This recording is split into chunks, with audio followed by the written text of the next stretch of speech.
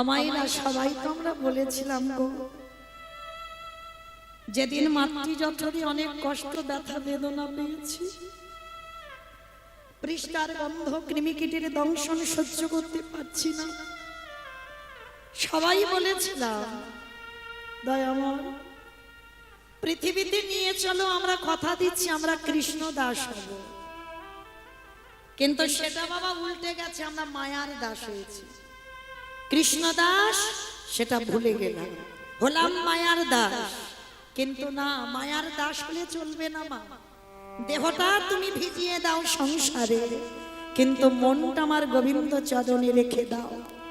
জানো, এই যেদিন মহাভারতে বাবা কুরুক্ষেত্রের মাঠে যুদ্ধ হবে, যুদ্ধের ঠিক প্রারম্ভে ভগবান কৃষ্ণচন্দ্র যুধিষ্ঠির মহারাজকে ডেকেছিল, যুধিষ্ঠির দাদা,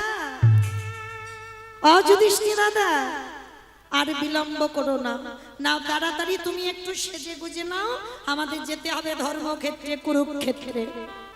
মানে যুদ্ধের আগের দিন কৃষ্ণ বলছে। আচ্ছা মায়েরা, আপনারা বিচার করে বলেন, এই জায়গাটা যদি রক্তের বন্যা বয়ে যায়, এই জায়গাতে যদি কোনো মা যদি সন্তান হারায়, কোনো মা যদি তার পতি হারায়, কোনো বাবা যদি তার পুত্র সন্তান হারিয়ে ফেলে, আত্মীয় পরিজন যদি হারায়, তাহলে এই জায়গাটাকে কি কেউ কোনোদিন বলবে ধর্মক্ষেত্র? বলবে না তো। কিন্তু ওই মহাভারতে যেখানে যুদ্ধটা হলো, সেই জায়গাতে বাবা গীতার প্রথম শ্লোকে বলল ধর্মক্ষেত্র কুরুক্ষেত্র। কেন কুরুক্ষেত্রের মাঠটাকে ধর্মক্ষেত্র বলল কেন? তার একটাই মাত্র কারণ, আজও যারা যাবেন গিয়ে দর্শন করে আসবেন, যেখানে ভগবানের চরণ চিহ্ন আজও বর্তমান আছে। পরশমণির পরশে যদি লোহা সোনা হয়, আর আমার গোবিন্দ পরশে না জানি জগতে কি না হয়। যারা যাবেন কুরুক্ষেত্রের মাঠে, যেখানে অর্জুনকে গীতার কথাগুলো বলেছিল, যার থেকে গীতা সৃষ্টি, আজও রয়েছে ভগবানের পদচিহ্ন। আর ওই মাটিতে যারা যারা প্রাণ হারিয়েছে, কাউকে আর বাবা নরক যন্ত্রণা পেতে হয়নি, সবাই গেল দেবলোকে। তাহলে যে জায়গায় প্রাণ হারালে যেতে হয় দেবলোকে, সে জায়গাটা তো বাবা ধর্মক্ষেত্রই হবে। তো যুধিষ্ঠির মহারাজকে ডাকছে, যুধিষ্ঠির দাদা আর দেরি নয়, তাড়াতাড়ি তুমি রণসাজে তৈরি হও, সকাল হলে আমরা চলে যাব ওই কুরুক্ষেত্রের মাঠে। কথাটা শোনা মাত্র যুধিষ্ঠির মহারাজ বলছে, কৃষ্ণ কৃষ্ণ একটুখানি বিলম্ব করো ভাই, আমি কিছুক্ষণের জন্য আমি আমার বড় মার কাছে যেতে চাই।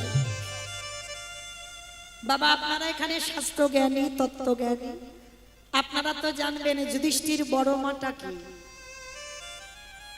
100 ছেলের মা গান্ধারী। তা যেই না আমার যুধিষ্ঠির বলল যে গান্ধারীকে প্রণাম করতে যাব, ভগবান কৃষ্ণ চমকে উঠেছে, অসম্ভব, তোমার কি মাথা খারাপ হয়েছে? যে বড় মা সারা জীবন ঠাকুরের কাছে মানত করে, কবে তোমার পতন হবে, কবে 5 ভাইয়ের মৃত্যু হবে, ভগবানের কাছে মানত করে বসে বসে, আর তুমি কিনা যুদ্ধে যাবার আগে সেই বড় মাকে প্রণাম করবে? যুধিষ্ঠির করজোর করে বলল, কৃষ্ণ আমার বড় মা আমার খারাপ চায়, আমার বড় মা আমার অমঙ্গল চায়, কিন্তু আমি তো আমার বড় মার কোনোদিন খারাপ চাই, কারণ সে তো আমার মায়ের থেকেও বড়, আমার বড় মা। এমনি এমনি গেছে বাবা সশরীরে স্বর্গে, তার প্রত্যেকটা পদক্ষেপ ছিল ধর্মের পথ, ধর্ম ছাড়া কোনোদিন অধর্ম করেনি। তাই তো বাবা 4 জন ভাই দ্রৌপদী সব চলে গেল, শুধু যুধিষ্ঠির একা গিয়েছিল একটা কুকুরকে সঙ্গে নিয়ে সশরীরে স্বর্গে। কেন গেল? প্রত্যেকটা পা ফেলা ছিল তার ধর্মের পথে।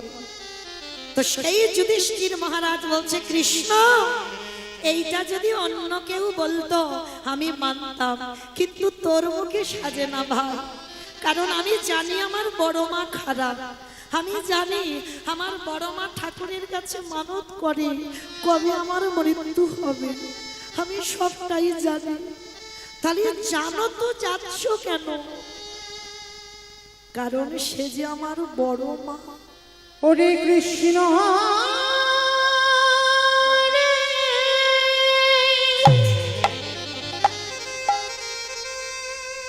আমি যুদ্ধে গিয়ে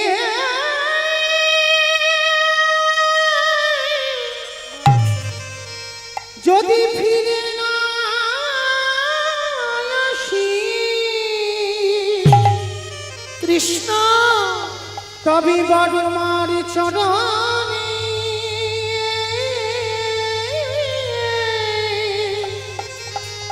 আমার জিয়ার প্রণাম করা হবে না। অসম্ভব। তুমি যুদ্ধে যাওয়ার আগে বড় মাকে প্রণাম করবে? সে তোমার শত্রু। তাতে কি হয়েছে কৃষ্ণ? আমি তার কাছে শত্রু, কিন্তু আমার বড় মা তো আমার শত্রু নয়। আমি যাব, একবার আমি প্রণাম করে আসি। কৃষ্ণ তুমি ক্ষণকাল বিলম্ব করো, আমি যাব আর আসব। ঠিক আছে যুধিষ্ঠির দাদা, তুমি কিন্তু দেরি করবে না, কেমন? প্রণাম করেই চলে আসবে। ঠিক আছে কৃষ্ণ, আমি যাব আর আসব। আর গান্ধারী মা তখন কোথায় গো? সবাই বলে গান্ধারী ভালো নয়। না গো না, গান্ধারীর হৃদয় কৃষ্ণ প্রেম ছিল। যুদ্ধে যাওয়ার আগের দিন সারা রাত বসে বসে কাঁদছে গান্ধারী। কেন জানো? মা তো, এই মা জাতিটা এমন না, সন্তানের মঙ্গল আর অমঙ্গল সবার প্রথমে বুকটা বুঝতে পারে। গান্ধারী বসে বসে বুঝতে পেরেছে যে আমার 100টা ছেলে যুদ্ধে যাবে, আর কেউ ফিরবে না। বসে বসে কৃষ্ণের প্রতিচ্ছবির কাছে কাঁদছে। কৃষ্ণ, পারতিস না তুই 99টা ছেলেকে খারাপ করে দিতে? পারতিস তো আমার একটা ছেলেকে কৃষ্ণ ভক্ত করতে? কেন করলি না? সবকটা ছেলেকে তুই একেবারে অধার্মিক করে দিলি। পারতিস না একটা ছেলে কৃষ্ণ ভক্ত করতে? বসে বসে বলছে আর গান্ধারী কাঁদছে। আর সেই সময় যুধিষ্ঠির প্রণাম করবে বলে এসেছে, দরজায় এসে ডাকছে, বড় মা, বড় মা, ও বড় মা। যেই না বড় মা বলে রেখেছে, গান্ধারীর কানে গেছে, যুধিষ্ঠির আবার চমকে উঠেছে। কে কে এত রাত্রিবেলা মায় বড় মা বলে ডাকলো? সেই না বাবা বুঝতে পেরেছে যুধিষ্ঠির এসেছে। ছুটে গিয়ে গান্ধারী বলছে, পালিয়ে যা, পালিয়ে যা। একবার যদি আমার দুর্যোধন তোকে দেখে, এক্ষুনি তোকে বধ করে দেবে। ধর্মপুত্র যুধিষ্ঠির বলছে, না বড় মা, তোমার ছেলে এখন আমার মারবে না। কেন জানো? এখনো তো আমি তার শত্রু হইনি। কাল সকালে যুদ্ধে নামবো, ওরা থাকবে 100 জন আর আমরা থাকবো 5 জন। তখন তো শত্রু হব। এখন আমরা শত্রু নয় বড় মা, এখন আমরা ভাই ভাই আছি। কি চাস? এত রাত্রিবেলায় এসেছিস আমার কাছে, কি নিতে এসেছিস? বড় মা, অন্য কিছু নিতে আসিনি। তুমি তো জীবনে আমাকে কোনোদিন কিছু দাওনি। সারা জীবন তুমি ভেবেছো আমি তোমার শত্রু। তুমি কোনোদিন কিছু দাওনি। আজ আমি তোমার কাছে একটা জিনিস চাইবো, তুমি দেবে। বল বাবা, কি চাস? ওরকম করে নয়, আগে ত্রিসত্য কত, যা চাইবো তাই দেবে। গান্ধারী ত্রিসত্য করলো, যদি আমার কাছে থাকে, আমার সাধ্যের ভিতরে হয়, আমি তোকে দেব। কারণ কালকে তো যুদ্ধে যাবি, আজকে যখন চাইছিস আমি তোকে দেব। অগবরণা দিদি যদি তুমি আমার একটা ধনে দাও, একেবারে মাথায় হাত দিয়ে আশীর্বাদ করো, কালে যুদ্ধে গিয়ে যেন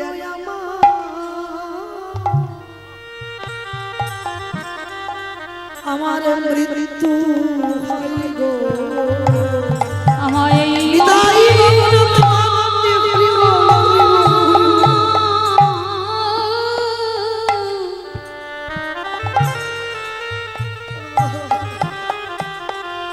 আমায় আশীর্বাদ করো মা গো।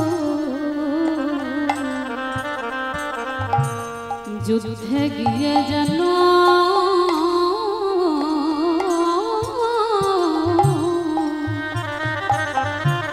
আমার মরণ হয় গো। চুপ কি বলছিস তুই?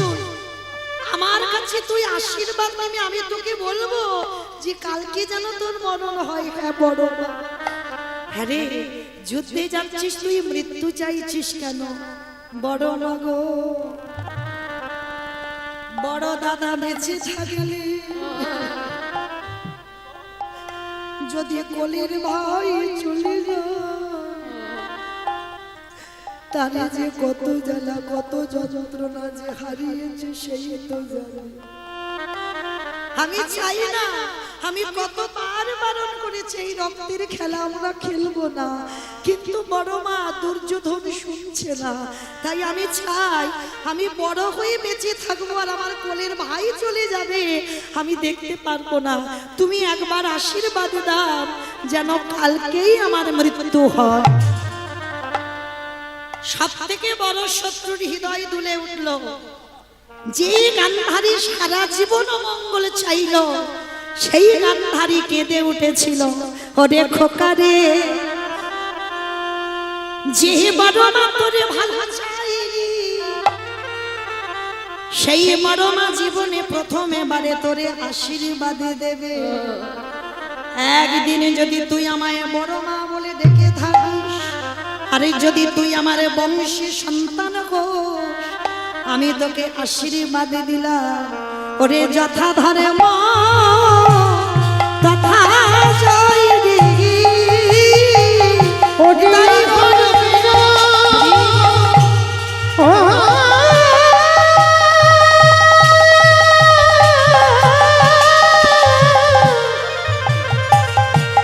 ওরে আধারি মেরা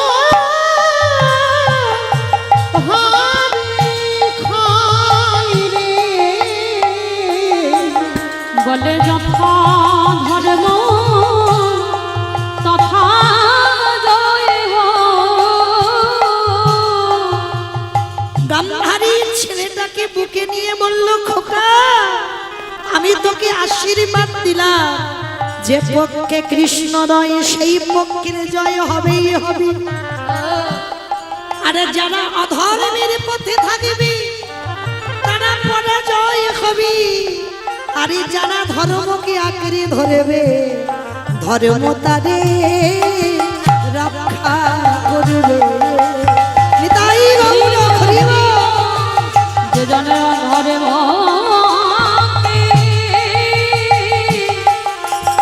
ধর্মকে আঁকড়ে ধরবে, ধর্ম তারে রক্ষা করবে। আস্তে পিছন থেকে দুর্যোধন দেখে বলছে, মা তুমি করলে কি? তুমি কাকে আশীর্বাদ দিলে? ও তোমার ছেলে নয়, ও তোমার শত্রু।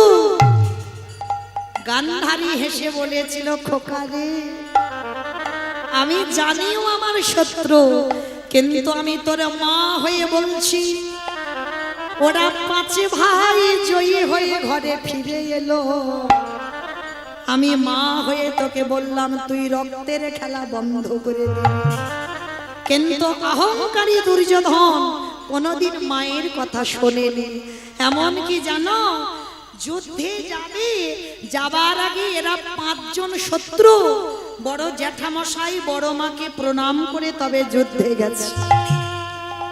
আর তার নিজের 100টা ছেলে কেউ একজনও বাবা মাকে প্রণাম করে যুদ্ধে গেল না। এই জগতে ভগবান শিক্ষা দিয়েছে সবার আগে বড় গুরু হলো যে যার ঘরের বাবা মা, তারপরে শিক্ষা গুরু দীক্ষা গুরু, তারপরে গুরু হলাম আমি ভগবান। তাহলে এই জগতে পিতামাতাকে যে সম্মান না করে, পিতামাতাকে শ্রদ্ধা যদি না করো, তুমি ভক্তি যদি না করো, তাহলে কি কোনোদিন তুমি জয়ী হবে কোনো কাজে? তো আজকের যেই না বাবা অন্ধ ধৃতরাষ্ট্র ডেকেছিল বাবা 5টা ছেলেকে আর 100টা ছেলেকে, যেই না ডেকেছে সবাই প্রণাম করবে। 2 ভাই দাঁড়িয়ে আছে, একদিকে দুর্যোধনের 100 জন, আর ওই অন্ধ ধৃতরাষ্ট্র আবার যুধিষ্ঠিরকেও ডেকেছে, এরা 5 ভাই। তা যেই না দাঁড়িয়ে আছে বাবা 5 ভাইয়ের মধ্যে দুর্যোধন দাঁড়িয়ে আছে, বাবার পা ধুলা নিতে পারছে না। আর অন্ধ ধৃতরাষ্ট্রের কাছে যুধিষ্ঠির এসে পদধুলাটা নিয়েছে। অন্ধ তো চোখে দেখতে পায় না, সর্বাঙ্গে হাত বুলিয়ে দেখছে, ভেবেছিল বুঝি আমার দুর্যোধন এসেছে। কারণ নিজের ছেলের প্রতি তো একটা টান বেশি থাকবে বাবা, যত ভাইপোদের ভালোবাসুক না কেন নিজের ছেলের থেকে তো বেশি নয়। ভেবেছিল যুদ্ধের আগে বোধহয় আমার দুর্যোধন আমার কাছে এলো, কিন্তু আসেনি বাবা। যেই না ধর্মপুত্র যুধিষ্ঠির গিয়ে দাঁড়িয়েছে, সর্বাঙ্গে হাত বুলিয়ে দেখছি, বংশের বড় ছেলে এসেছিস? যাক, আমার নিজের ছেলে যখন এলো না, তুই যখন এলি, আমি মাথায় হাত দিয়ে তোর আশীর্বাদ দিলাম। তোদের সাথে তো কৃষ্ণ আছে, কেউ থাক আর না থাক, কৃষ্ণ যার সঙ্গে রয় তাদের কি কোনোদিন পরাজিত হতে হয়? আর কৃষ্ণ তোদের সঙ্গে আছে মানে তোদের জয় হবেই হবে। তাহলে বাবা এই জায়গাতে একটু আস্বাদন করে, যাদের পক্ষে কৃষ্ণ স্বয়ং বর্তমান ছিল, কি দরকার ছিল গান্ধারীর পদধূলাটা নেওয়ার? কি মাইরা, গুরুজনদের পদধূলা না নিলে কি জয়ী হতো না? তাদের সঙ্গে তো কৃষ্ণ ছিল। যুধিষ্ঠির জগৎকে শিক্ষা দিল, ওরে জগৎ, কৃষ্ণ থাকলেও সবার আগে গুরুজন যদি সামনে পড়ে, সে যদি শত্রু হয়, তার পদধূলাটা নিয়ে তবে যুদ্ধে যাত্রা করো। তাই গৌর হরি হরি বল, হরি বল।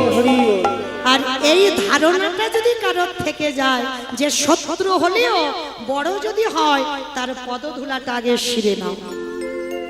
তাই তো চৈতন্য মহাপ্রভু আজকের নবদ্বীপের মাটিতে আজকের ভক্তদের সঙ্গে নিয়ে সুরধ্বনির তীরে আজকের কি করছে জানো? আজ খেলয়ে বিনোদ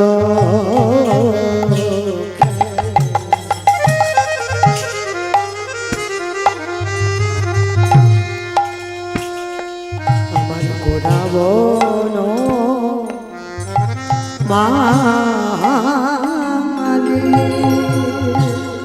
আজ খেলায়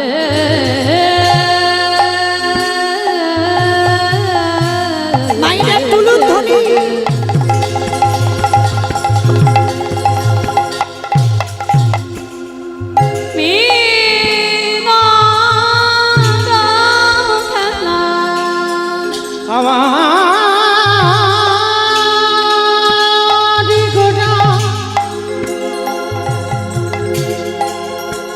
ও যে সচি মায়ে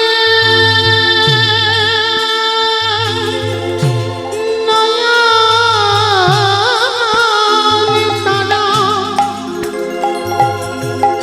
আজি ভক্ত গান কি সঙ্গে লয়ে গোলা আমার গোড়া সোনা ধনির রে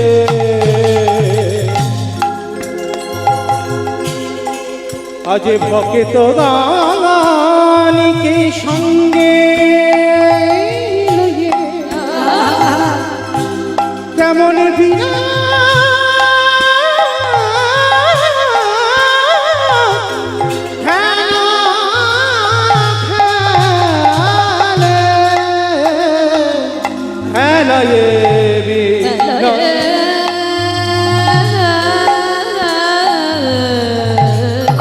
হরি বল হরি বল।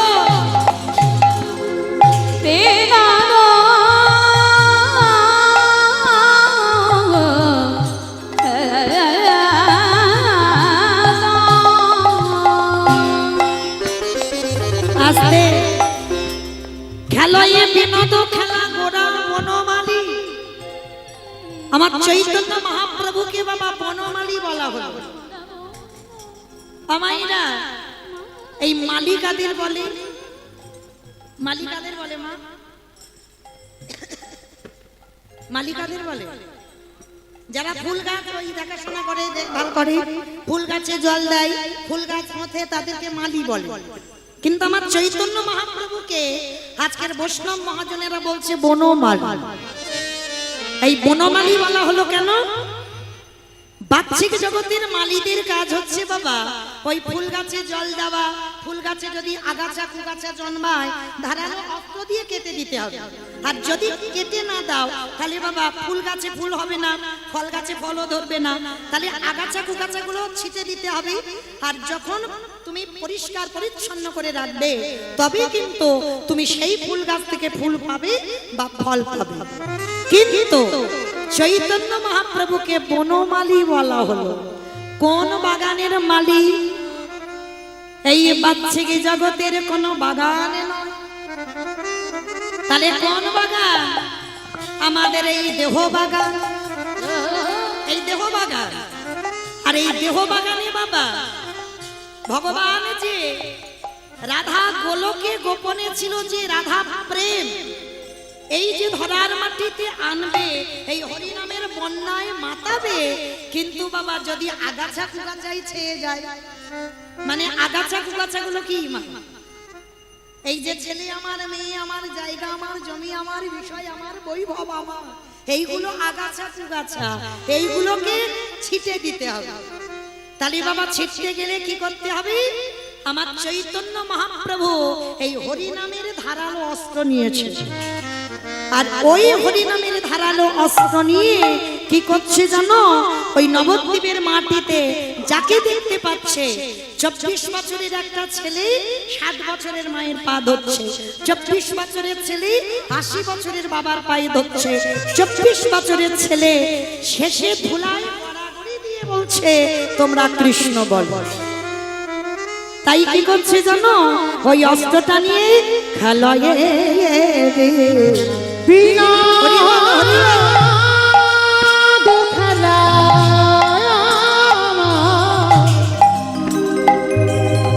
আমার গোটা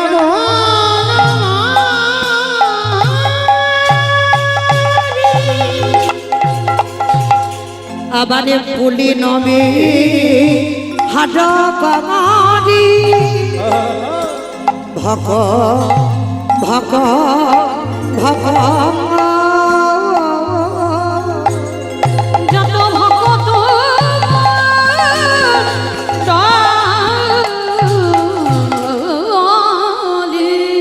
প্রভু আমার হরি নামের খেলা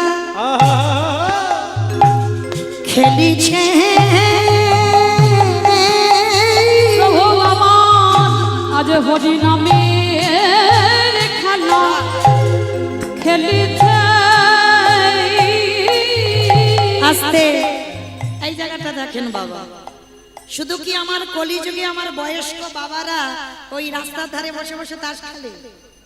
হ্যাঁ, শুধু আমাদের ছোট ছোট ছেলেরা কি মোবাইলে খেলে? আমার ভগবান খেলে না?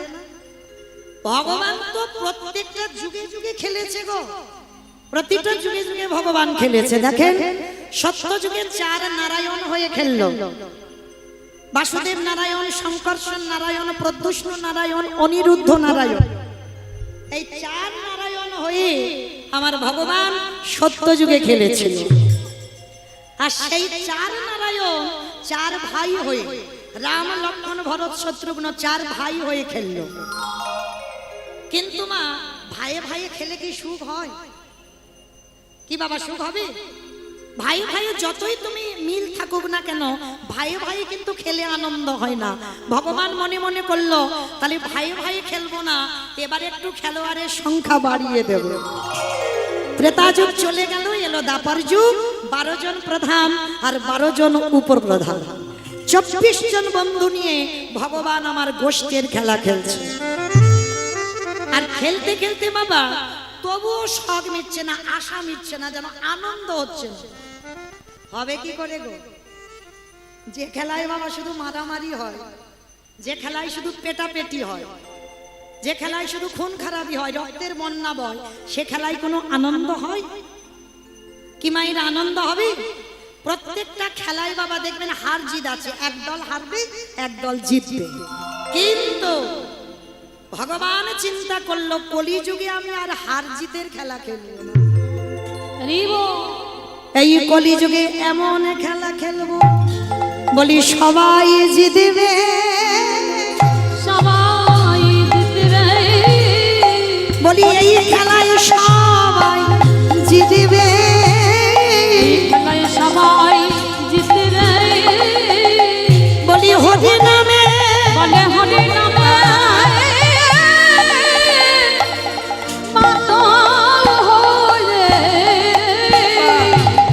সবাই জিতবে। আস্তে ও মাইরা, এই হরি নামের খেলায় শুধু আনন্দ পাওয়া যাবে। দেখবেন কোন খেলায় তুমি এত আনন্দ পাবে না। এই যে দেখেন এখানে নারী পুরুষ কোনো ভেদাভেদ আছে?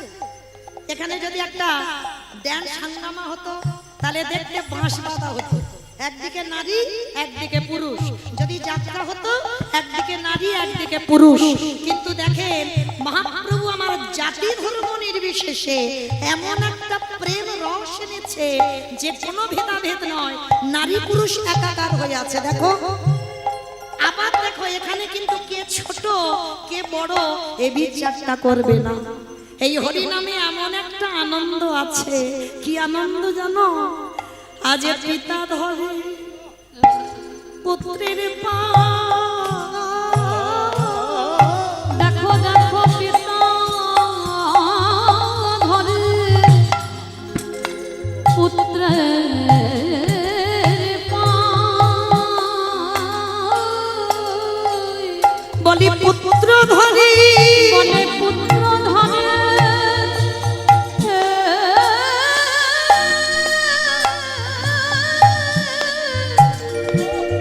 দেখো পিতার পায়, দেখো পিতা ধরে পুত্রের পায়, শুধু পায়ে ধরে না, আর কি করে জানো? বলি ধরা ধরি আর জরা জরি, ধরা ধরি আর জরা জরি, হৃদয় গৌর ধরা ধরিয়া জরা জরি, বলে এই হরি নামে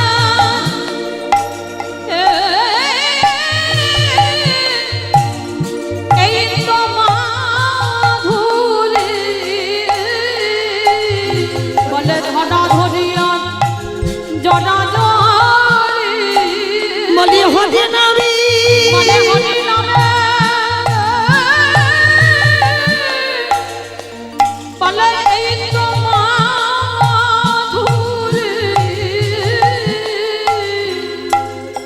দেখো ধরা ধরি আর জরা জরি।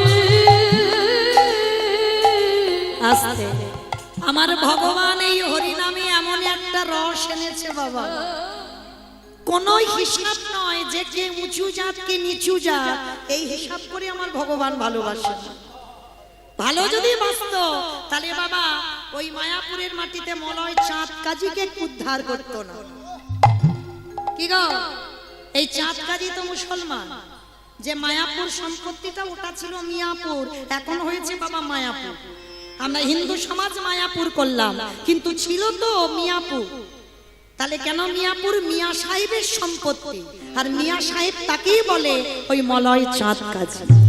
এই কাজী সাহেব প্রথমেই বাবা কৃষ্ণ বিদ্বেষী ছিল, হরিনাম যারা করত খোল করতাল বাবা ভেঙে গুড়িয়ে ভেঙে দিত।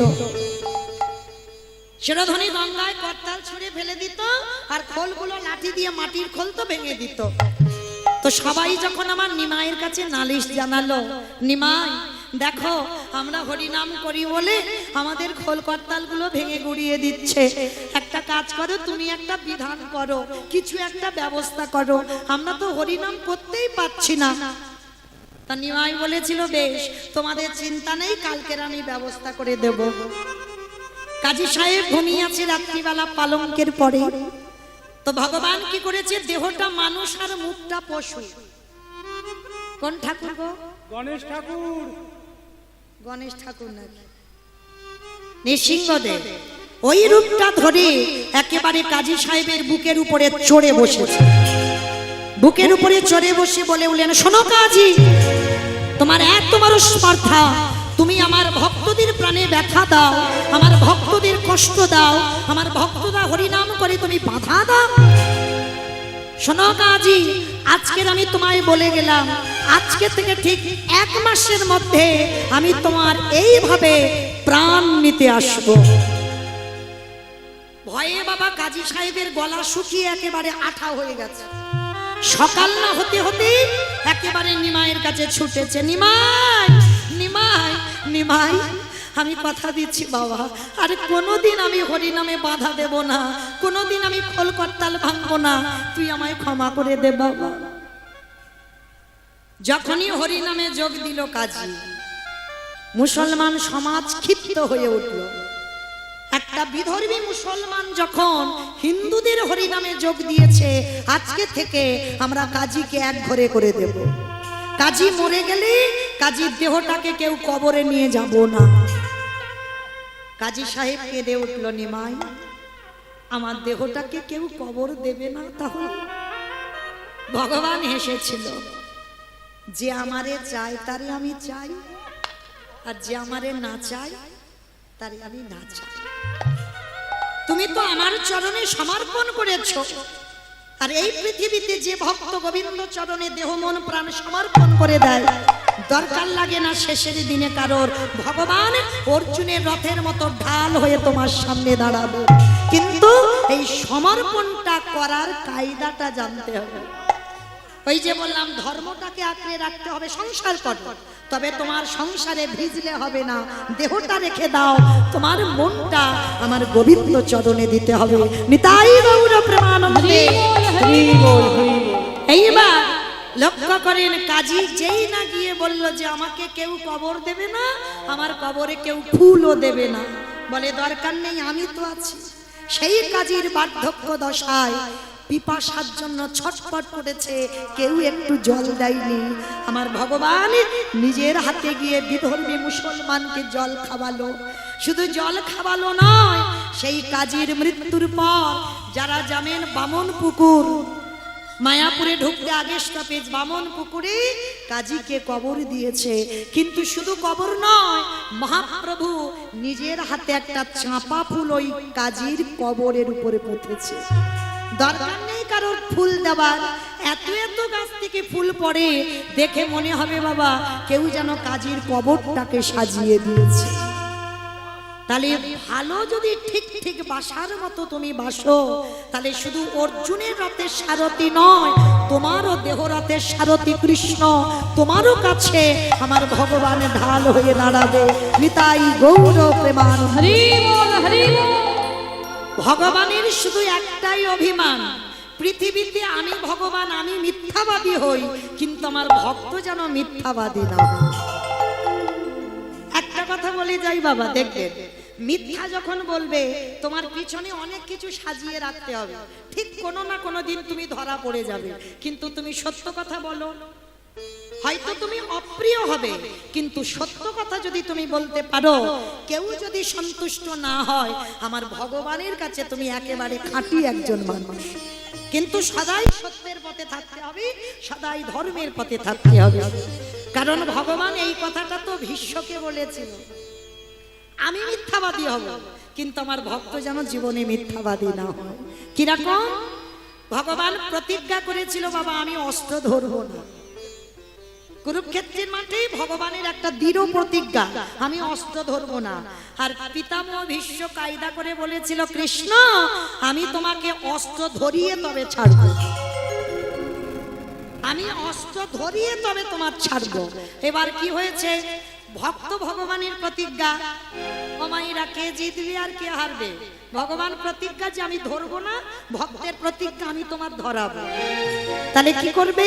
এইবার বাবা এমন একটা বাণ ছেড়েছে, সেই বাণটা অর্জুনের বুকে লাগলে অর্জুন হরি বল। ভগবান জানে কিন্তু, আর ভীষ্ম জেনেই বাণটাকে ছেড়েছে।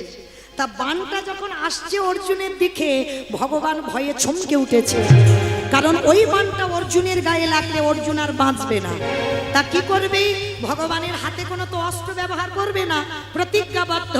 ভগবান অস্ত্র যখন পাচ্ছে না, একেবারে রথ থেকে নেমে এসে একেবারে একটা চাকা টেনে খুলে নিয়ে, আর চাকা খুলে নিয়ে একেবারে ভীষ্ম যে বাণটা ছেড়েছে, ভীষ্মের সামনে গিয়ে ঢাল হয়ে দাঁড়িয়ে। যেই না চাকাটা নিয়ে বাবা ওই বাণটা আটকেছে, ভীষ্ম খিলখিল করে হেসে উঠেছে। ভগবান বলছে, ভীষ্ম তুমি হাসছো কেন? বলে, কৃষ্ণ হাসবো না, তুমি তো প্রতিজ্ঞা করেছিলে অস্ত্র ধরবে না, তাহলে ধরলে যে বড়। ভগবান হেসে উঠেছে, বলে দেখো আমি যদি মনে করতাম যে আমি ধরবো না তো ধরবো না, তাহলে ধরলে কেন? ভীষ্ম আমি যদি অস্ত্র না ধরতাম, তাহলে তো তুমি মহাভারতে মিথ্যাবাদী হতে। তুমি প্রতিজ্ঞা করেছো অস্ত্র ধরাবে, আর আমি প্রতিজ্ঞা করেছি আমি অস্ত্র ধরবো না, তাহলে আমি যদি না ধরতাম, তাহলে তুমি মিথ্যাবাদী হয়ে যেতে। আমি বিশ্বের স্রষ্টা মালিক ভগবান হয়ে এই জগৎ সংসারের মাঝে আমি জগৎকে এটাই শেখালাম, আমি মিথ্যাবাদী হব, আমার কথার খিলাফ হবে, কিন্তু আমার ভক্তের মানে যেন বেড়ে থাকে।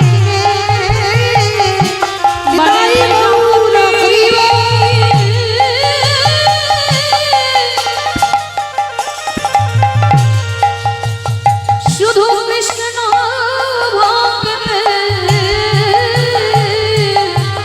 ভক্তের মানে যেন বেড়ে থাকে। আস্তে, এই হলো আমার ভগবানের চরিত্র। তাহলে সেই ভগবানকে ডাকতে গেলে সবার আগে প্রয়োজন মা বিশ্বাস। এই বিশ্বাস আর ভক্তি, এই দুটো জিনিস বাবা আঁকড়ে ধরতে হবে। আপনারা মনে করছেন এত ভক্তি করি, এত ভগবানের বিশ্বাস, কিন্তু কৃপা তো হয় না। বাবা এ জন্মে নাই বা হলো, এর পরের জন্মে নাই বা হলো, তারপরের জন্মে নাই বা হলো। সাধিতে সাধিতে যদি কৃষ্ণ কৃপা করে, এ জন্মে না হয় জন্ম জন্মান্তর, কোনো না কোনো যুগে আমার ভগবান তোমার কাছে আসতে বাধ্য। তার প্রমাণ আমরা মানুষ হয়ে বুঝতে পাচ্ছি না, কিন্তু জানো যারা পাখি জাতি, যাদের পক্ষীকুলে জন্ম, তারা কিন্তু ঠিক বুঝতে পেরেছে আমার কৃষ্ণকে কি করে ভালোবাসতে হয়, কৃষ্ণকে কি করে প্রেম দিতে হয়। যেটা আপনারা বুঝতে পাচ্ছি না, আমরা বুঝতে পাচ্ছি না, কিন্তু পশু পাখি তারা বুঝেছিল। কবে জানো? যেদিন বাবা মা গান্ধারী পুত্র হারিয়ে কাঁদছিল, সেদিন আমার কৃষ্ণ সামনে গিয়ে দাঁড়িয়েছে। গান্ধারী কেঁদে বলেছিল, কৃষ্ণ ও কৃষ্ণ, আজকে তুই আমার সামনে দাঁড়িয়ে হাসছিস, আমি পুত্র শোকে কাঁদছি, তুই আমাকে দেখে হাসছিস? আমি বুঝেছি কৃষ্ণ, কুন্তি তোর নিজের পিসি, ওই জন্য তার ছেলেগুলোকে বাঁচালি। আমি তোর নিজের পিসি নয় বলে আমার 100টা ছেলেকে তুই মেরে দিলি। ভগবান হেসে বলেছিল, পিসিমা এটা তোমার ভুল ধারণা, এখানে কেউ আমার আপন নয়, কেউ আমার পর নয়। আপন পরে যদি হতো তাহলে তোমাকে আমি একটা কথা বলি, শোনো পিসি। চলো। গান্ধারীর হাত ধরে নিয়ে গেছে বাবা একেবারে মাঠের মাঝখানে, কুরুক্ষেত্রের মাঠে যেখানে যুদ্ধ হলো, তা সেই মাঠের মাঝখানে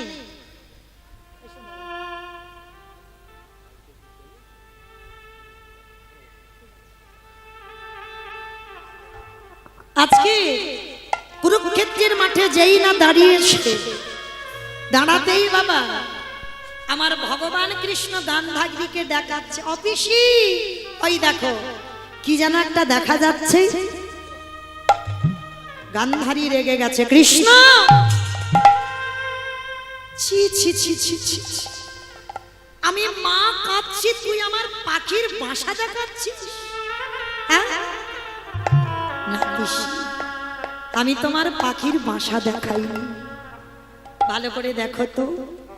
ওই বাসাতে টোনা টুনি মানে টুনটুনি তার স্বামী তার 5টা বাচ্চা ওখানে থাকে।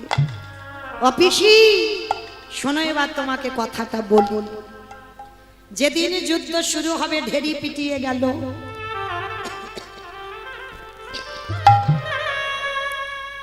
রাজরাজাদের একটা আদেশ ছিল বাবা, কোনো কিছু ঘটনা ঘটার আগে ঢেরি পিটিয়ে বলে যেত যে কুরুক্ষেত্রের মাঠে যুদ্ধ হবে।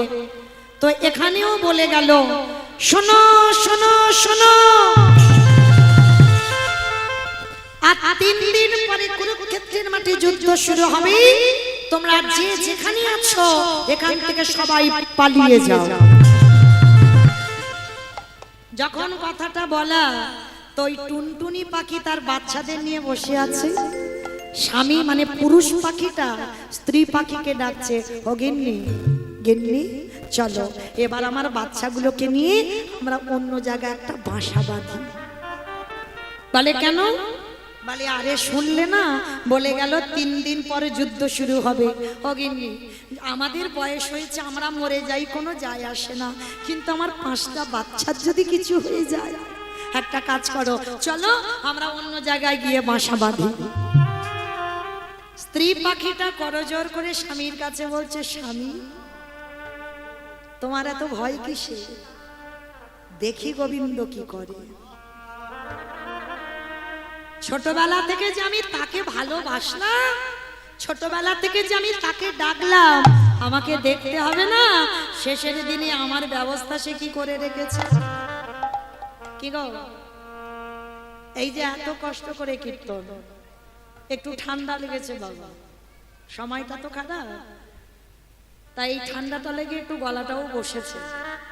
তাহলে এই যে এত কষ্ট করে চিৎকার করে বাবা কীর্তন, তাহলে এই যে এত কষ্ট করে ভগবানের নাম বলছি, বিশ্বাসটা তো রাখতে হবে যে কোনো না কোনো দিন আমার সামনে সে এসে দাঁড়াবে। এই বিশ্বাসটা মা সবার আগে দরকার। এটা যদি কারো চলে যায় তাহলে এ জীবন কেন কোন জীবনেই সে ভগবানের চরণ পাবে। মনে রাখতে হবে আমি পাবো, কোনো না কোনো জন্মে পাবো। তো আজকে সেই টুনটুনি পাখি বলছে, ও স্বামী তুমি এত ভেঙে পড়ছো কেন? দেখি গোবিন্দ কি করে। বলতে বলতে 1 দিন হয়ে গেল, 2 দিনের মাথায় এসেছে বাবা। 2 দিনের মাথায় কত রথী মহারথী সব প্রাণ হারাবে, এবার ভয় পেয়ে যাচ্ছে স্বামী মানে পুরুষ পাখিটা। ও টুনটুনি চলো না, আমি এত করে বলছি তুমি স্বামীর কথা রাখবে না, চলো না আমরা অন্য জায়গায় গিয়ে বাসা বাঁধি। তা স্ত্রী পাখিটার তো একটাই কথা, দেখি গোবিন্দ কি করে। স্বামীটা রেগে গিয়ে বলছে, থাকো তুমি তোমার বাচ্চা নিয়ে, আমি চললাম, আমি অন্য জায়গায় গিয়ে অন্য জায়গায় বাসা বেঁধে থাকবো, তুমি তোমার বাচ্চাদের নিয়ে মরো এখানে। তার টুনটুনি পাখি মানে স্ত্রী পাখি হেসে বলে উঠলেন, ও স্বামী আমি তো জানি তুমি চলে যাবে, কারণ তুমি তো আমাদের চিরদিনের স্বামী নয়, তুমি হলে আমাদের দুদিনের পতি। ও মাইরা, আচ্ছা এইখানে যারা যারা আমরা নারী জাতি আছি, জানো সতী নারী কাকে বলে? এই জগতে দ্বারে দুইটি পতি, মানে যার দুটো স্বামী সেই হয় সতী। কই দেখি একবার হাত তুলে দেখা তো কার দুটো স্বামী আছে,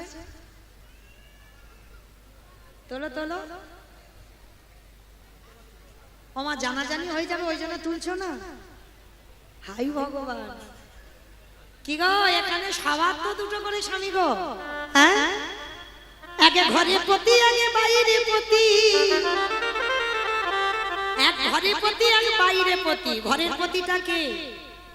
এই অগ্নি সাক্ষী করে তুমি জাত দেওয়ার শীতে সিঁদুর পড়ছো, ওটা তোমার স্বামী? ধুর, তোমার বিয়ে তো একজনের সঙ্গে আগে হয়েছে, পরে তোমার স্বামী দিয়েছে শীতে শেষে, হ্যাঁ? সেটা হলো আমার জগৎপতি, হ্যাঁ? এটা আমার কথা নয়, যখন রাসলীলা শুনবে তখন বুঝতে পেরে যাবে। যখন গোবিন্দ আমার গভীর রাত্রিবেলা মুরলী বাদন করলো, ব্রজগোপীরা সপ্ত পতিপুত্র ত্যাগ করে চলে গিয়েছিল, আর যখন গেল তখন আমার গোবিন্দ ডেকে বলেছিল, কি গো তোমরা পতিপুত্র ত্যাগ করে রাতের অন্ধকারে এসেছো, তোমরা তো সব অসতী হয়ে গেলে। তা তখন গোপীগণ বলেছিল, বলে ভগবান সারা জীবন তো চুরি করা অভ্যাস, সারা জীবন তোমার চরিত্রটা চুরি করা, তুমি ধর্ম কি জানবে? শোনো, ধর্ম এটাই বলে এই জগতে দ্বারা দুটো স্বামী, সেই তো হয় সতী নারী। বলে বুঝলাম না গোপীগণ, একটু বুঝিয়ে বলবি? কে বলছে? আমার ভগবান, একটু বুঝিয়ে বলো। বলে শোনো, সতী তারাই হয় যাদের ঘরে পতি বাইরে পতি।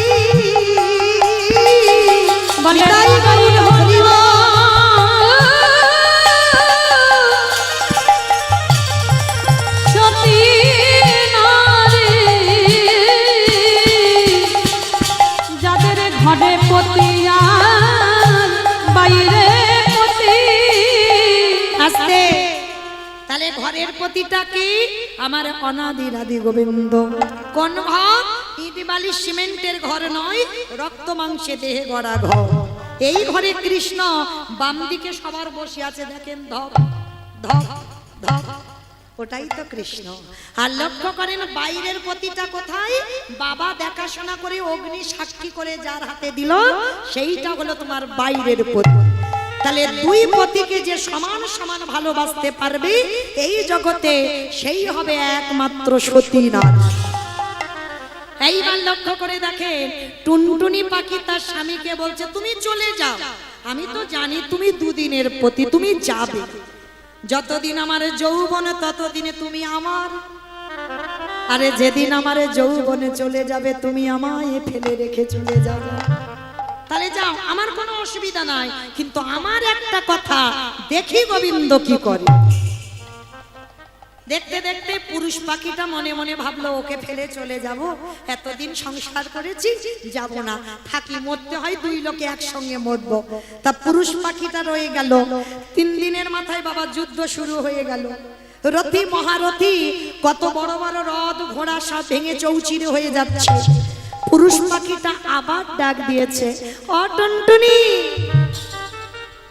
দেখতে পাচ্ছ কত রথী মহারথী প্রাণ হারাচ্ছে, আর ওদের মধ্যে আমাদের ক্ষুদ্র প্রাণ, আমরা কি বাঁচবো বলে মনে হয়?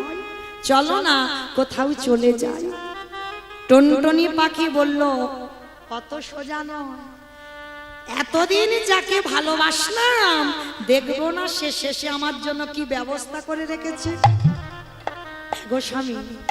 শুধু রথী দেখলে, মহারথী দেখলে, হাতি দেখলে, ঘোড়া দেখলে, সব দেখলে, কই অর্জুনের রথের সামনে যে দাঁড়িয়ে আছে একবার দেখতে পাচ্ছ?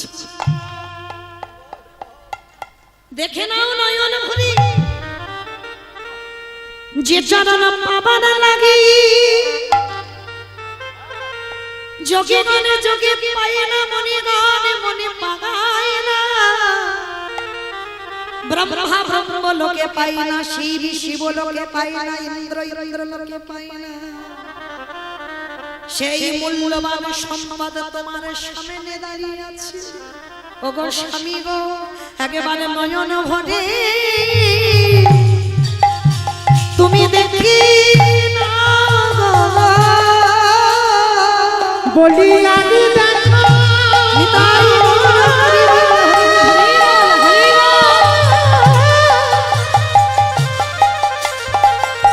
বলি আমি দেখা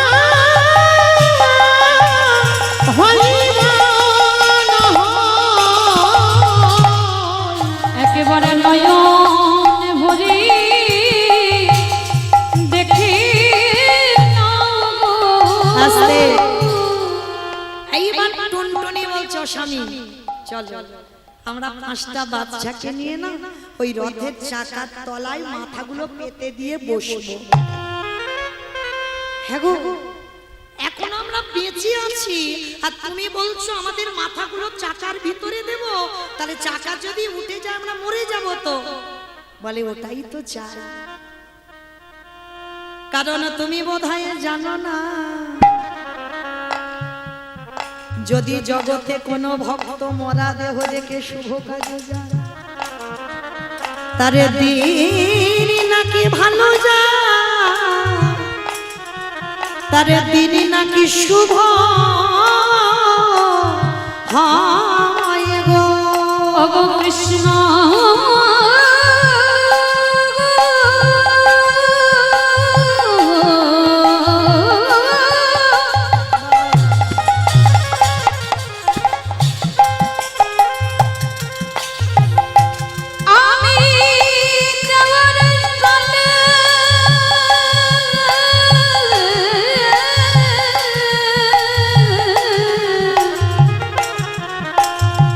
তোমার নব জল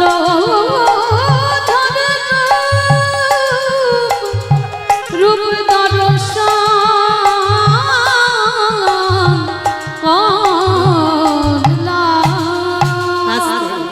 যেই না বললো যে চাকার তলায় গিয়ে বসি, পুরুষ পাখিটা তো ভয়ে চমকে উঠেছে আর স্ত্রী পাখিটা 5টা বাচ্চাকে নিয়ে চাকার তলায় গলা পেতে দিয়ে বসেছে।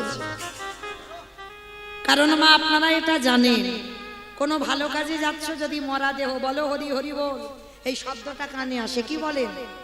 আজ আমাদের যাত্রাটা শুভ, কেন মরা দেহ দেখে যাচ্ছি। তবে কি মা সব মরা? মা সব মরা? কেউ যদি গলায় দড়ি দিয়ে মরে, কেউ বিষ খেয়ে মরে, কেউ যদি বোতল খেয়ে পড়ে থাকে, সে মরা দেহ দেখলে কাজ হবে না। তাহলে কোন মরা? এই জীবনে যদি কোনো একজন ভক্ত মানুষ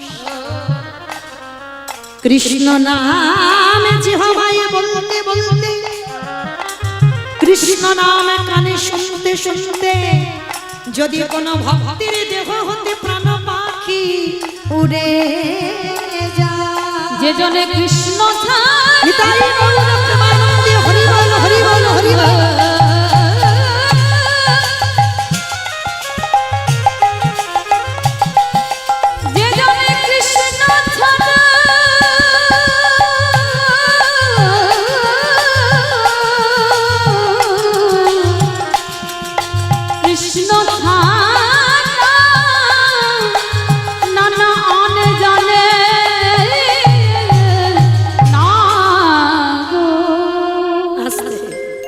যেই না পাখিগুলো বসেছে গলা পেতে, আমার ভগবান অর্জুনকে ডেকেছে, অর্জুন বান ছাড়ো। তবে দেখো এমন বান মারবে দুর্যোধনের হাতির গলার যে ঘন্টা, ওই ঘন্টাই যেন লাগে। আর যেই না বানটা ছাড়া ঘন্টাই লাগলো, ঘন্টা কেটে মাটি পড়ে গেল। আর যেই মাটিতে পড়ে গেল সঙ্গে সঙ্গে বাবা ভগবান ইঙ্গিত করলো পাখিটাকে, টুনটুনি যাও তোমার 5টা বাচ্চা স্বামীকে নিয়ে ঘন্টার ভিতরে প্রবেশ করো। আর যেই বলা ওই ভগবানের ইঙ্গিত পেয়ে টুনটুনি পাখি উড়ে গেল। আর যেই উড়ে গিয়ে বসলো, ভগবান করুণার হাতটা দিয়ে ঘন্টাটা উবুড় করে দিয়েছে। ওর উপর দিয়ে 17 দিন যুদ্ধ হয়ে গেল। আর ওই 17 দিন টুনটুনি পাখি বাচ্চাদের কি খেতেছিল? ওরা কি ভিতরে কিছু পেয়েছিল? তাহলে কে খাইয়েছিল? সবার ভাবনা আমার ভগবানকে ভাবতে হবে। তোমরা মনে করো না তোমার স্বামী বাজার থেকে ব্যাগ ভর্তি বাজার করে এনে দিল, ওটাও আমার ভগবানের দেওয়া। কি গো, ওই জন্য সময় থাকতে থাকতে ভগবানকে একটু দিয়ে খাও। সেখানে গিয়ে অন্তত এইটুকু তো বলতে পারবো, আমি যা কিছু খেয়েছি আমি তো তোমাকে দিয়ে খেয়েছি। যদি ডালা দিতে না পারো একটা কথা অন্তত বলে সেবা করো, ভোজনে চ জনার্দন। আর এই ভোজনে চ জনার্দন মানে আমার সেবার আগে আমার গোবিন্দ সেবা হয়ে যায়। এইবার যেই না পাখিগুলোকে রাতের বেলা খাইয়ে দিয়ে যায়, যুদ্ধ শেষ হয়ে গেল, এইবার ভগবান 17 দিন পরে চলে যাচ্ছে। ঘন্টার ভিতর থেকে টুনটুনি পাখি ডাকছে, কৃষ্ণ কৃষ্ণ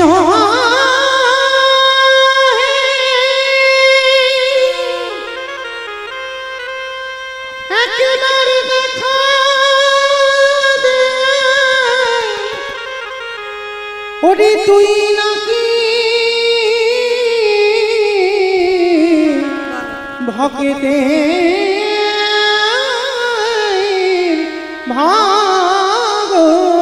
ভগবান। যেই না কৃষ্ণ বলেছে ভগবান পিছনে তাকিয়ে মনে পড়েছে টুনটুনির কথা। ঘন্টাটা তুলে দিয়ে দেখছে বাবা ওইখানে কত মানব দানব খেচড়ি খেচড়ি গাছপালা পশু পাখি সব চলে গেল, কিন্তু ঘন্টার ভিতরে টুনটুনি বাচ্চাদের আঁচড় পর্যন্ত লাগে। এইবার ভগবান করুণার হাতটা দিয়ে নতুন করে একটা বাসা তৈরি করে টুনটুনি পাখিকে বাসাতে তুলে দিল। গান্ধারীকে বলছে, ও পিসি, এই টুনটুনি আর তার স্বামী কি আমার পিসি ছিল? পিসমশাই ছিল? ছিল না তো। তাহলে টুনটুনি যখন আমার পিসি ছিল না, তাহলে ওকে আমি কৃপা করলাম কেন? এই জগতে কেউ আমার আপন নয়, কেউ আমার পর নয়। যে জন ডাকার মতো ডাকিতে পারে, যদি আমায় ভালোবাসার মতো বাসিতে পারে, আমি ভগবান হয়ে পৃথিবীর যেখানে থাকি না কেন, ভক্তির ডাকে ভগবান ছুটে আসি। আমি যে ভক্ত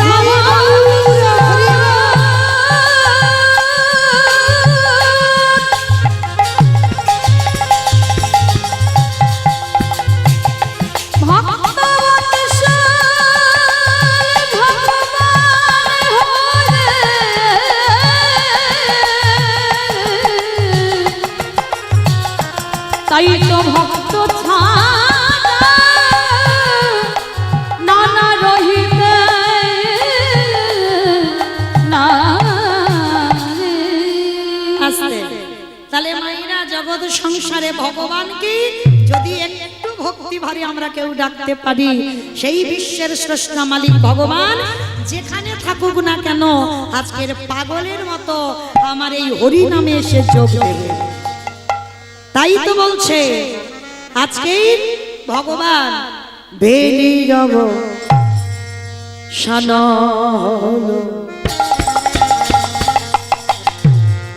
গৃহেতে চলিলা, গৃহেতে চলিলা,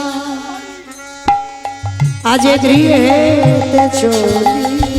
ও দিনা সানো মেরি গৃহেতে চলিলা, গৃহেতে চলিলা, গৃহেতে চলিলা।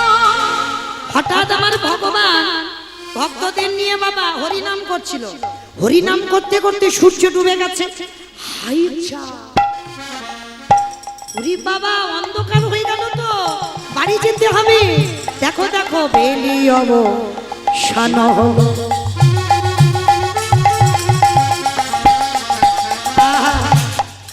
গৃহেতে চলিলা, আজ গৃহেতে চলিলা, গৃহেতে চলিলা। দিনা সানো মেরি গৃহেতে চলিলা,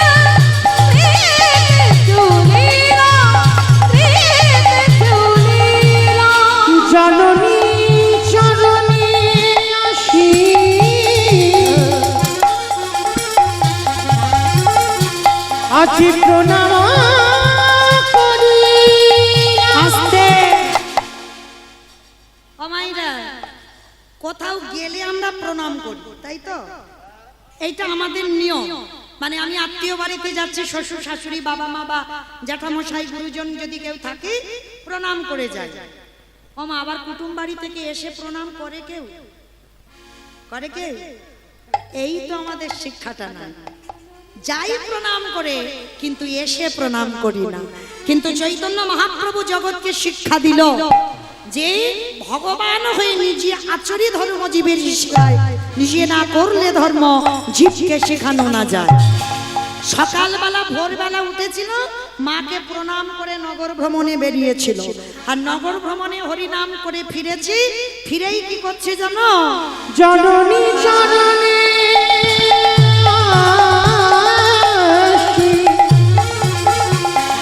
আজ প্রণাম করিলাম, প্রণাম করিলাম, প্রণাম করিলাম।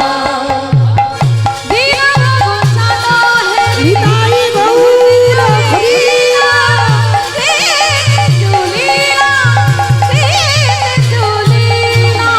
আস্তে। আজকের ভগবান কি করেছে বাবা? এই যেই না বেলি অবসান মানে সন্ধ্যা হয়েছে, এবার সমস্ত কিছু নিয়ে ঘরে যাবে। তাহলে মা কি বস্তু দেখো, মা কি বস্তু দেখেছো? যাচ্ছে প্রণাম করে আবার এসে প্রণাম করছে। হ্যাঁ, যেটা আপনারা বুঝেন না আমরা বুঝি না, সেটা ভগবান বুঝে। তাহলে প্রণাম করলো কেন? জগতে মা এমনই একটা জিনিস।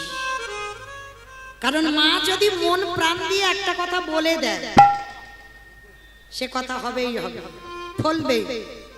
তবে যদি বাবা সেই যোগটা ঠিক থেকে যায়, হ্যাঁ, ঠিক যোগে যোগে যদি পড়ে যায়, আর সেই যোগে যদি মা একবার মন থেকে কিছু বলে দেয়, সে কথাটা তোমার ফলে যাবেই যাবে।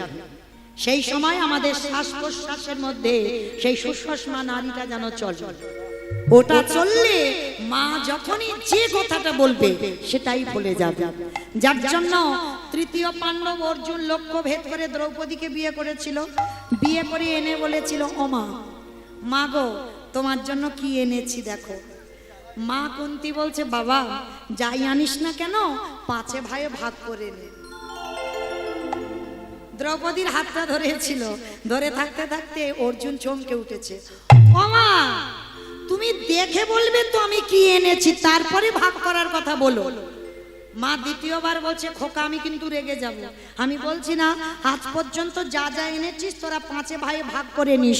আজকেরও আমি অনুমতি দিলাম, তুই যাই আনিস না কেন পাঁচে ভাইয়ে ভাগ করে নে।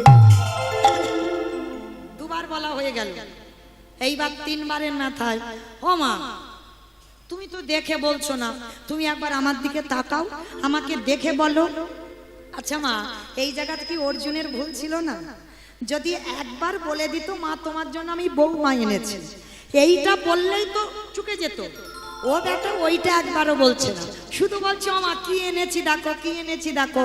এইবার মা তিনবারের বেলা খুব রেগে গেছে। অপদার্থ, কখন থেকে বলছি যাই আনিস না কেন তোরা পাঁচে ভাই ভাগ করে নে, দিতে পারছিস না। যেই না মা রেগে মেগে তিনবারের মাথায় বলেছে, মানে তিনবার তো বলা হয়ে গেছে। এইবার অর্জুন কি করেছে? দ্রৌপদীর হাতটা ছেড়ে দিয়েছে। দ্রৌপদীর হাতটা ছেড়ে দিয়ে বলছে, যুধিষ্ঠির দাদাকে গিয়ে বলছে, দাদা করার তো কিচ্ছু নেই, মা যখন বলেছে আজকে থেকে দ্রৌপদী আমাদের পাঁচ ভাই। কি গো, আজকালকার দিনে একটা ছেলে এরকম বের করে দেখাতে পারবে? রাধে রাধে। তো আজকে যেই না বাবা বলেছে পাঁচে ভাই ভাগ করে নাও, সঙ্গে সঙ্গে আমার তৃতীয় পাণ্ডব অর্জুনের কথা শুনে যুধিষ্ঠির বলছে, তোর মাথা খারাপ? মা তো দেখে বলেনি, দেখে হলে কি বলতো, দেখে তো বলেনি। বলে দাদা মা দেখুক আর না দেখুক বলেছে তো। কৃষ্ণ এসে হাজির। এবার কৃষ্ণকে প্রশ্ন করছে, কৃষ্ণ মা এই এই বলে ফেলেছে, কি করব বলো। ভগবান পাঁচ ভাইয়ের কাছে করজোর করে বলছে, দেখো মা যেভাবে কথাটা বলেছে, মার কথার উপরে তো আমার কথা খাটবে না। তাহলে আমারও ইচ্ছা পাঁচ ভাইয়ের দ্রৌপদী হোক। এমন সময় বাবা এক সর্বঘাটের কাঁটালি কলা এসে গেছে। কে গো? নারদ লাগান ভাগান করে, এসে বলছে ঠাকুর তোমার মাথাটা একেবারে গেছে। তুমি যে বলে দিলে একটা স্ত্রী 5 ভাই, তাহলে ভাগাভাগিটা তো করে দিলে না, কে কতদিন কার কাছে থাকবে এইটা তো করে দাও। তো ভগবান হেসে বলছে নারদ ওই দায়িত্বটা আমি তোমার কাঁধে চাপালাম, তুমি করে দাও।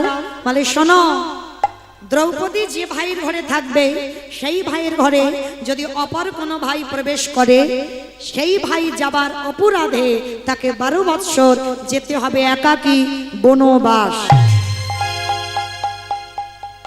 হয়েছিল বাবা একজনের, যুধিষ্ঠির ঘরে দ্রৌপদী ছিল, আর সেই ঘরে যে ঘরে যুধিষ্ঠির ঘরের ভিতর থেকে অস্ত্র আনতে যেতে হবে, এক ভক্তের গরু চুরি হয়েছে, আর ওই গরুটাকে বাঁচাবার জন্য তৃতীয় পাণ্ডব অর্জুন ওই গান্ডীব্য ধনুকটা আনতে গেল, আর দ্রৌপদী আর যুধিষ্ঠিরকে দর্শন করেছিল ওই যুধিষ্ঠির ঘরে, আর দর্শন করার অপরাধে অর্জুনকে একাকী যেতে হলো 12 বছর বনে।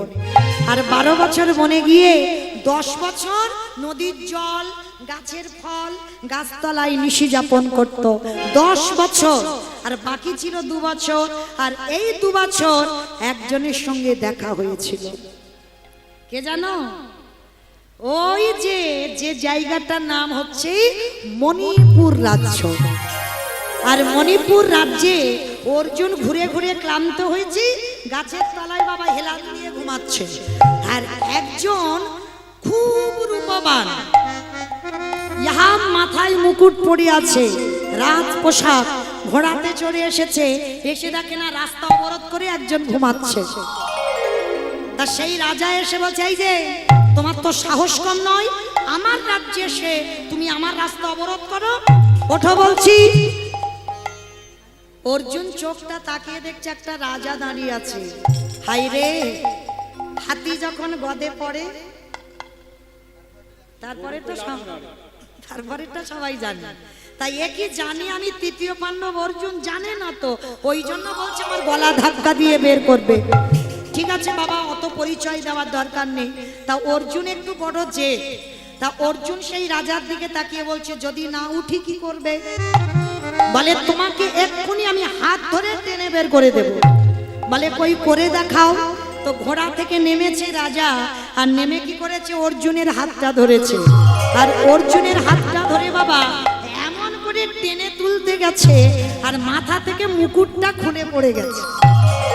আর মাথা থেকে যেই না মুকুট পড়ে গেল, ইহা বড় বড় লম্বা লম্বা কেশ ছড়িয়ে গেছে। মানে পুরুষ নয়, নারী, মানে রাজার মেয়ে।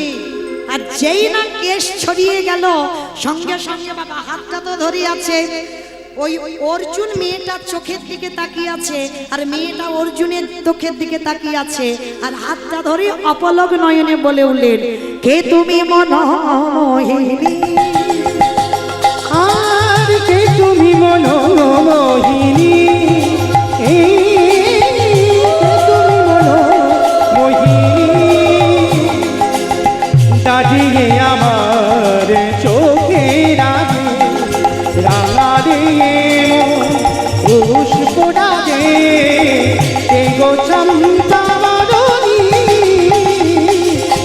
কে তুমি মনোমোহিনী,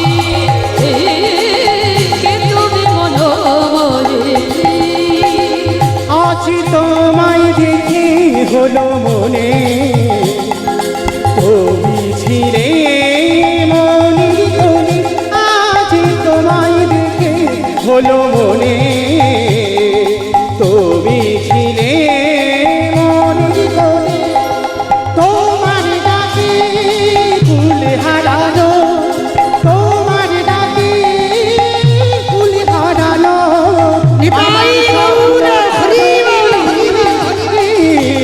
আমার স্বপ্ন তারণী, কে তুমি মনোমোহিনী, কে তুমি মনোমোহিনী।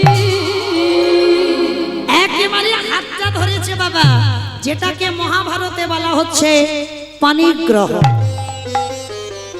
মহাভারতে একটা নিয়ম ছিল বাবা, সে পুরুষের যদি আগে 2-3টে বিয়ে হয়ে যায় অসুবিধা নাই, কোন নারীর যদি হাত ধরে তাকে বিয়ে করতে হবে, আর কোন নারী যদি কোনো পুরুষের হাত ধরে তাকেই বিয়ে করতে হবে। ভাগ্যিস মা এ যুগে ওটা আর নেই, তাহলে যে কি সর্বনাশটা হতো। তো যেই না হাতটা ধরেছে ওই পানি গ্রহণ হয়ে গেল। তা ওই মেয়েটার নামটা ছিল কি? চিত্রাঙ্গদা। অর্জুনের বউ শুধু দ্রৌপদী নয়, উলুপি নয়, চিত্রাঙ্গদাও। কারণ 12 বছর বনে গিয়ে 2 বছর আরামে কাটাবার জন্য ওই দ্রৌপদীকে রেখে দ্রৌপদীর শাখা সত্ত্বেও চিত্রাঙ্গদাকে বিয়ে করেছিল। আর চিত্রাঙ্গদার গর্ভে অর্জুনের ঔরসে একটা পুত্র সন্তান হয়েছিল, সূর্যের মতো তেজ, যার নাম ছিল মহাভারতে বব্রু বাহু। যাই হোক, ওদিকে যাব না বাবা, অনেক বড় কাহিনী, কারণ এটা একটা লীলা, কারণ বলতে বলতে সারা রাতে শেষ হবে না। তো যাই হোক, তাহলে আজকে সেই যে মা কি বস্তু দেখেন, যেটা আজকের অর্জুন এমন করে পেয়েছিল। তাই আজকে সেই চৈতন্য মহাপ্রভু নবদ্বীপের মাটিতে আজকে কি করেছে জানো? ধুলাই ধুলায় ধূসর অঙ্গ গদ গদ ভাব, গদ গদ এরা ভামর করত হিয়া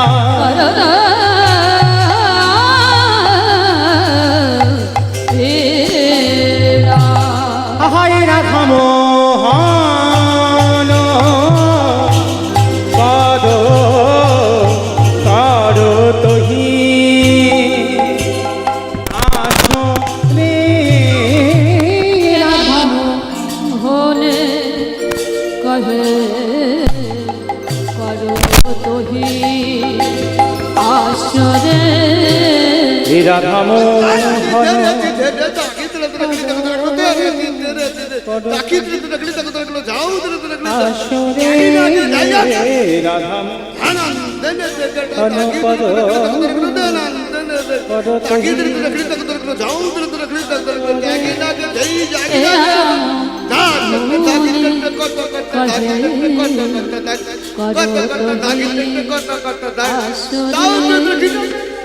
হান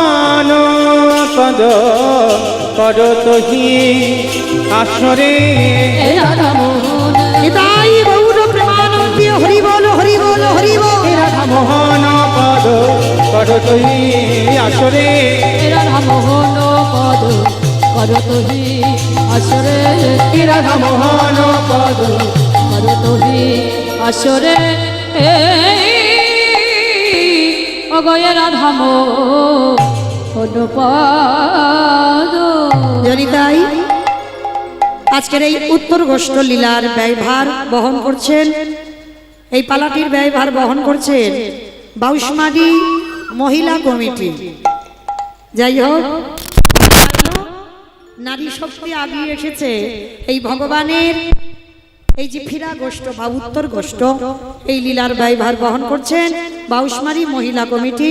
আমার রাধারানীর কাছে আশীর্বাদ চেয়ে নেব যেন আমার এই দিদি ভাই মায়েদের বোনেদের যেন রাধা কৃপা অবশ্যই করে হয়। নিতাই গৌর প্রেমানন্দে হরি বল হরি বল। রাধে।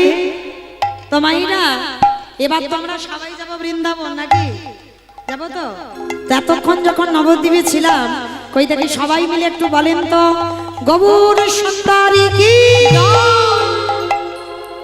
ধ্বনিটা হলো কি এটাও জয়, ধ্বনিটা হলো কি এটা নাকি জয়? এটা জয় নয়, একটু প্রেম সে জয় দাও। এত জোরে জয় দাও, কত দূর শোনা যাবে? করিমপুর, করিমপুর নাকি শোনা যাবে? গোপালপুর ঘাট। ও কাছে কাছে না? ও করিমপুর বেশি কাছে? ও বেশ, তাহলে চলো আচ্ছা সবাই আমরা অমাইরা এত জোরে দাও। শুধু আমার এই করিমপুর গোপালপুর ঘাট নয়, সোজা চলে যাবে সুরধ্বনি গঙ্গার তীর। কই দেখি একবার প্রেম সে সবাই দুটো হাত তোলো তো দেখি, একবার বাহু উত্তোলন করেন সবাই। আত্মনিবেদন আমার বাবা ঠাকুর দাদা ভাইরা যারা পিছনে আছেন চরণ ধরে বলছি, সবাই একসঙ্গে বলবেন কেমন? এই যে আনন্দটা আর কোথাও পাবে না। প্রথমেই বলেছি বাবা, এই খেলায় সবাই জিতবে, কেউ হারবে না। সবাই প্রত্যেকে বলেন গৌর সুন্দরী কি জয় নবদ্বীপ ধাম কি জয় সচির নন্দন কি জয় বিষ্ণুপ্রিয়া কি জয় নিতাই চাঁদ কি জয় ভক্তবৃন্দ কি জয় হরিবাসন ধাম কি জয় সাধুগুরু বৈষ্ণব কি জয় গ্রামবাসী বৃন্দ কি জয় কমিটি ভাই সব কি জয় হরিনাম যজ্ঞ কি জয় আজকের আনন্দ কি জয় নিতাই গৌর প্রেমানন্দে হরি বল।